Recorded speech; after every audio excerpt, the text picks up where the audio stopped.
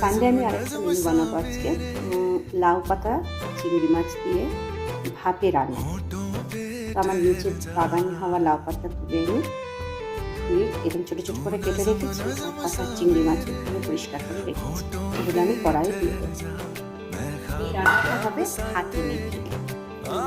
কড়াই গরম এখনো করিনি, এরপর দিলাম কাঁচা তেল, সর্ষের তেল, আর দেবো নুন, হলুদ, আর দেবো সর্ষে পোস্ত, সর্ষের মধ্যে কালো সর্ষে, রাই সর্ষে আর লঙ্কা বাটা। খুব বেশি নয়, একদম মাপ মতন। আর একটু লঙ্কার গুঁড়ো, এটা একটু ঝাল ঝালই ভালো লাগবে তাই।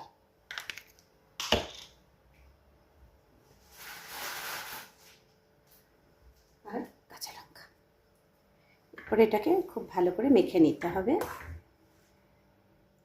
এই যে মেখে নেওয়ার পরে গ্যাসটাকে অন করে দিয়েছি। আঁচটা একটু বাড়িয়ে রাখবো প্রথম দিকে। এটা অনেকে টিফিন বক্সে ভরে জলের ওপরে ভাপ দেয়, আমি এরম কড়াইতেই করে নিই, হাতে মাখা রান্নার মতো।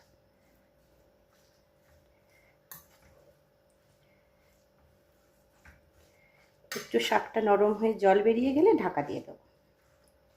ততক্ষণ একটু নাড়িয়ে নিচ্ছি ভালোভাবে, যাতে হলুদ, নুন, লঙ্কার গুঁড়ো সব দিকে ভালোভাবে যায় আর কি। এটা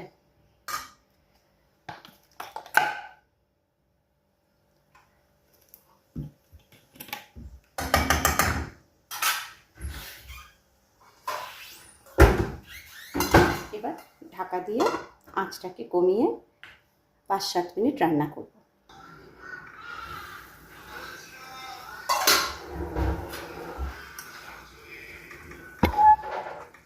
এই যে নরম হয়ে আসছে,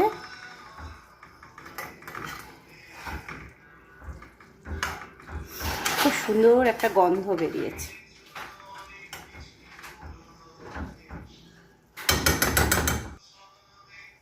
একটু শুকিয়ে নেব, অল্প আছেই।